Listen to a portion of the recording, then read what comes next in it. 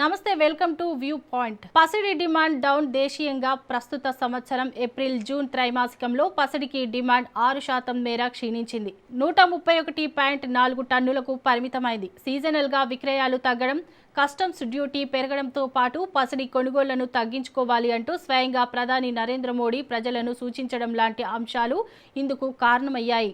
Gold demand trends పేరిట రూపొందించిన నివేదికలో వరల్డ్ గోల్డ్ కౌన్సిల్ ఈ విషయాలు వెల్లడించింది. దీని ప్రకారం గతేడాది ఇదే వ్యవధిలో పసిడికి డిమాండ్ 139.7 టన్నులుగా నమోదైంది. పసిడికి పరిమాణం పరంగా డిమాండ్ నెమ్మదించినప్పటికీ విలువ మాత్రం రికార్డు స్థాయికి పెరిగినట్లు WGC regional CEO Sachin Jain తెలిపారు. 2025 రెండో త్రైమాసికంలో వినియోగం విలువ 1,32,500 కోట్లుగా ఉండగా ఈసారి 1,98,100 కోట్లకు చేరింది.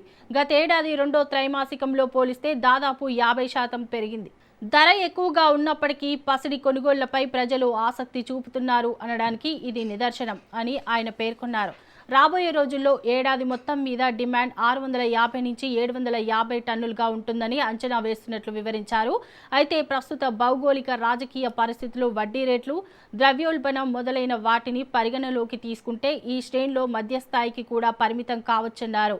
బంగారం ధరలు మరింత కనెక్షన్కి లోనయ్యి కస్టమ్స్ డ్యూటీ తగ్గిస్తే డిమాండ్ గరిష్ట స్థాయికి ఉండొచ్చని వివరించారు. సుంకాల పెంపుతో బ్లాక్ మార్కెటింగ్ పెరిగిందని జైన్ ఆందోళన వ్యక్తం చేశారు. అక్రమ మార్గాల్లో ఇప్పటికే మార్కెట్లోకి బంగారం ప్రవేశిస్తోందని చెప్పారు.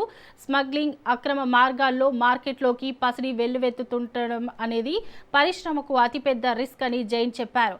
ప్రస్తుత ట్రెండ్స్ చూస్తే బంగారానికి సంప్రదాయ కోణంలోనే కాకుండా ఆర్థిక అనిశ్చితిలో అక్కరకొచ్చే వ్యూహాత్మక పెట్టుబడి సాధనం కూడా అనేక కోణంలోని డిమాండ్ ఏర్పడుతోందని తెలుస్తోంది. ద్వితీయార్థంలో పండుగలు, పెళ్లిళ్ల సీజన్తో మరింత డిమాండ్ పెరగొచ్చు అని జైన్ పేర్కొన్నారు.